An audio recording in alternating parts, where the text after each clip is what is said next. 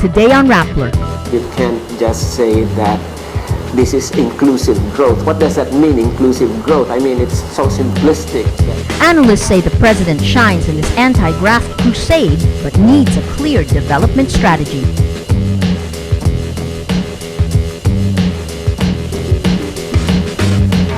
"25 lawyers accept their nominations as the search for a new Chief Justice moves to the next phase.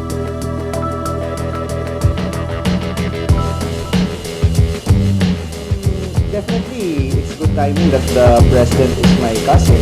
I mean, anyone will say that that's a plus, no? But at the same time, he has his critics, so the people who are his critics will be my critics as well. And Aquino says being the president's cousin is a double-edged sword if he runs for the Senate.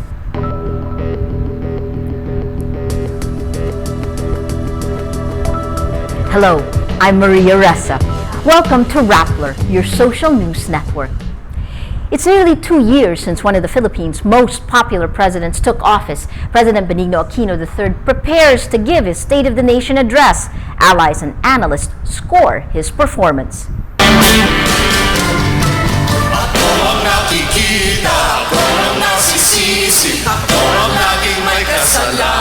The song was like an omen of things to come. 2 years after taking his oath as one of the most popular chief executives, President Aquino draws flack for alleged inaction, or what his critics call noy-noying. With the weight of great expectations, how is the reluctant candidate really faring 24 months into the presidency? Akbayan Representative Walden Bello credits Aquino for making good on his promise to fight corruption. Aquino pushed for the arrest of former President Gloria Macapagal Arroyo and the impeachment of her supposed protectors, former Ombudsman Merceditas Gutierrez and ex-Chief Justice Renato Corona. Malaking impact yan eh. I mean, there's going to be an impact in terms of the economy, there's going to be an impact in terms of people's morale. You know, that's an intangible that spreads throughout. Kaya, I would say that if tuwid na daan meant the priority of the anti-corruption campaign, I think he has delivered. But Bello says Aquino's focus on rooting out corruption may have overshadowed his other commitments. Then candidate Aquino vowed to support the Responsible Parenthood and Freedom of Information bills, but both are still languishing in Congress. Bello believes Aquino must call on lawmakers to end the debates and put the issues to a vote. Another promise Aquino has yet to fulfill is to ensure access to official statement of assets, liabilities, and net worth. It's a bit hypocritical if we, say that, Corona, did not file his SAL-N properly, and that he did not make it public, and then we don't ourselves do it. But for Bello and political scientist Edmund Tayaw, Aquino's biggest weakness is his lack of a clear development strategy. The vision is more like a clean government. That is the vision. But the vision is not complete without a very clear means or road to speak of. How do you get there? You can't just say that this is inclusive growth. What does that mean, inclusive growth? I mean, it's so simplistic that, it's supposed to make sure that everybody gets included in growth. So wala talaga yun, because in any development strategy, you have to make, certain decisions as to the allocation of resources. Tayaw and Bello say Aquino is not noy-noying, but his record so far is mixed at best. With 4 years to go, they urge him to work on systemic reforms to ensure that the change he harps on will be realized and continue beyond his term. If not, he only has himself to blame.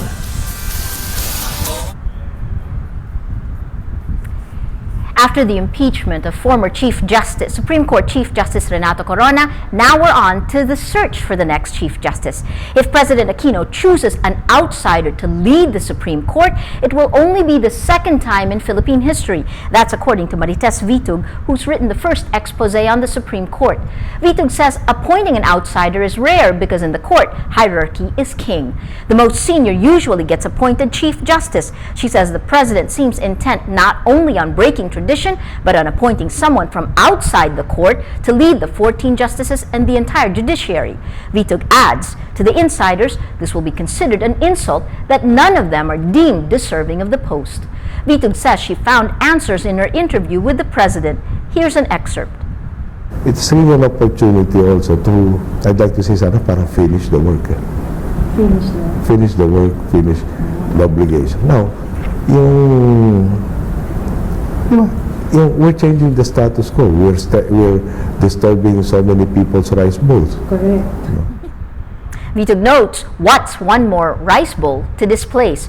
Read more of Vitug's thought leaders piece, Pinoy and the Outsider CJ. Vitug is Rappler's editor-at-large and author of the Supreme Court expose, Shadow of Doubt. The president's cousin is joining politics, and critics say it's a move to perpetuate the Aquino dynasty. Rappler's Natasha Gutierrez reports. 35-year-old Bam Aquino, younger cousin of the president, is running for senator in next year's elections. He is shortlisted as one of 12 possible senatorial candidates under the ruling Liberal Party.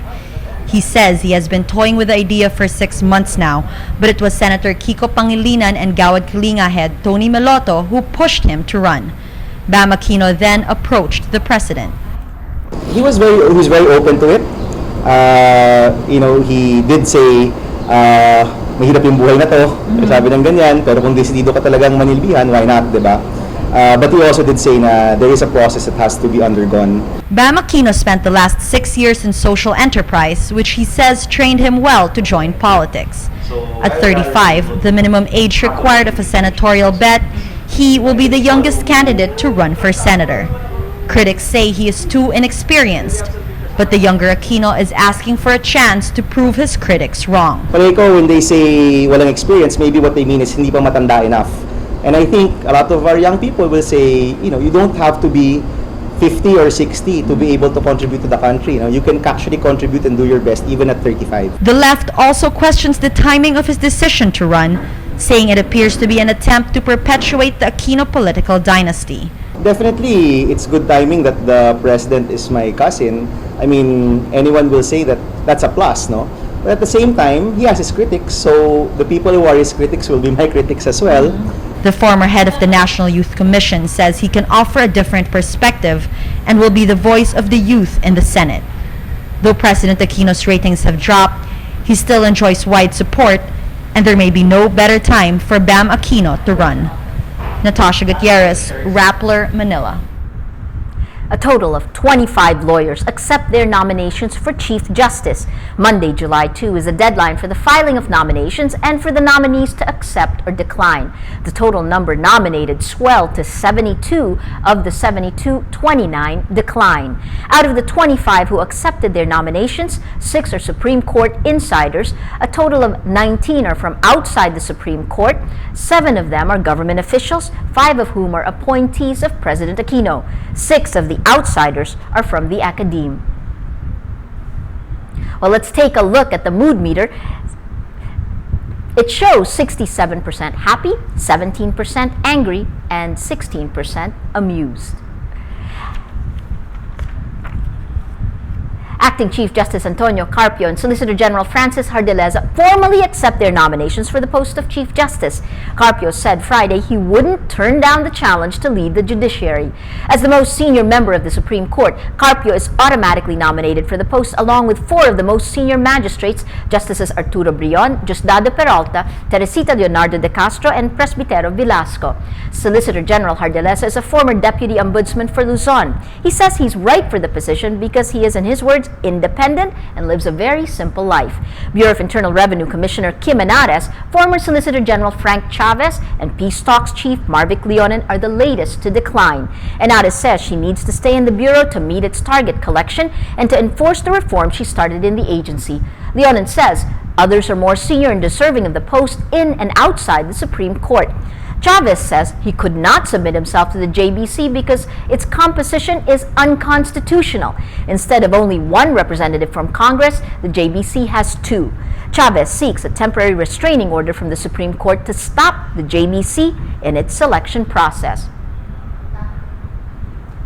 Well, Justice Secretary Leila de Lima may not have as much experience as Supreme Court insiders, but President Aquino's ally says she could help restore public trust in the court. De Lima accepts her nomination. The Justice Secretary testified against Corona in his impeachment trial. De Lima admits she lacks experience in drafting decisions and resolutions, but says she could help the court regain its credibility. She says there's a seeming disconnect between the judiciary and the needs of the people. Someone should be a rallying point. I could lend that face to the judiciary. De Lima, reportedly among Aquino's top choices for the post, says she may not enjoy the confidence of the Supreme Court justices. She defied the Supreme Court last year when she barred former President Gloria Macapagal-Arroyo and her husband from leaving the country after the High Court struck down a whole departure order against the former president. 2 disbarment complaints were filed against De Lima for defying the court order favoring the Arroyos. Under JBC rules, this could void De Lima's application, but neither of the complaints exist in the records of the Integrated Bar of the Philippines. IBP President Roan Libarios tells Rappler they have not received any formal complaint against De Lima. A nominee may be disqualified only when a complaint becomes a full-blown administrative case, which isn't the situation with De Lima.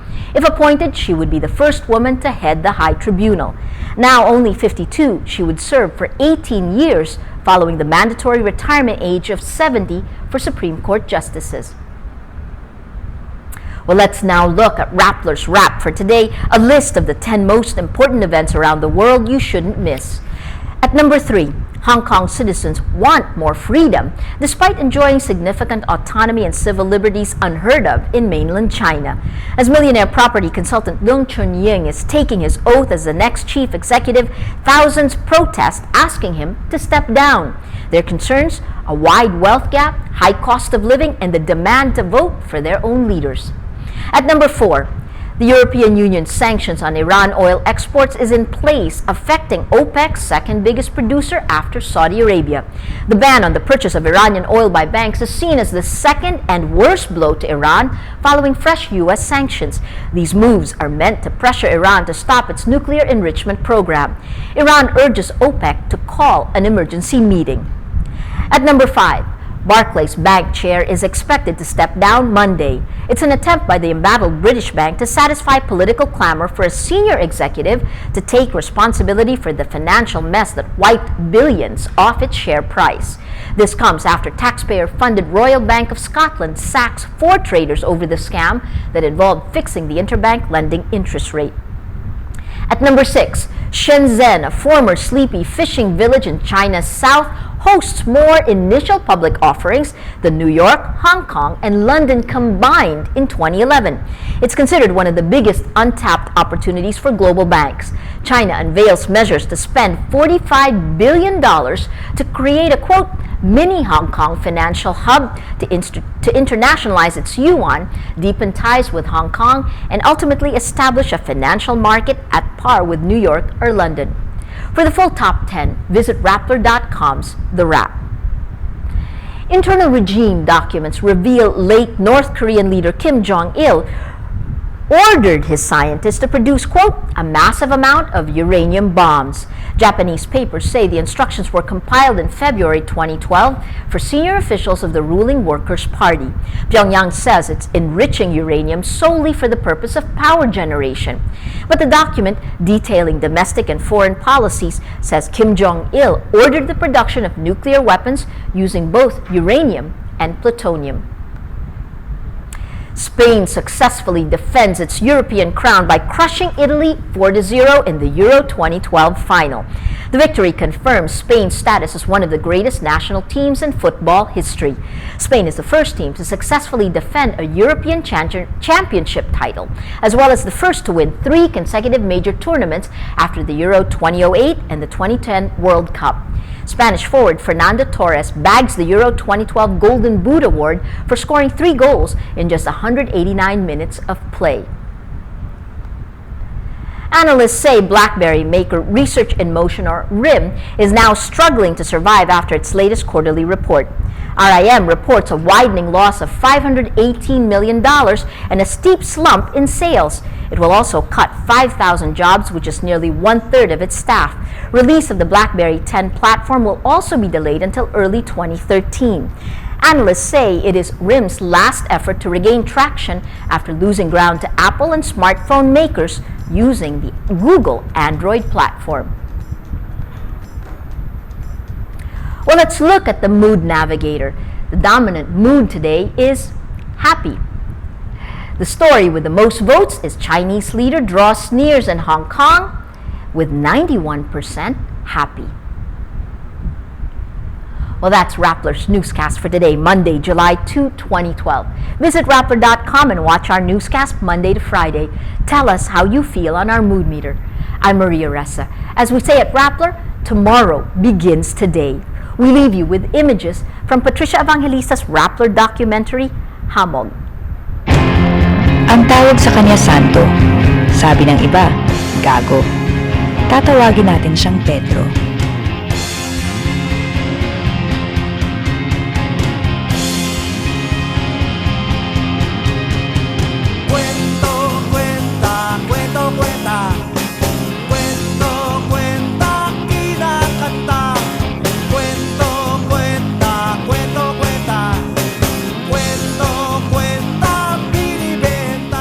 Hari daw ng hamog, ang kalsada ang kaharian.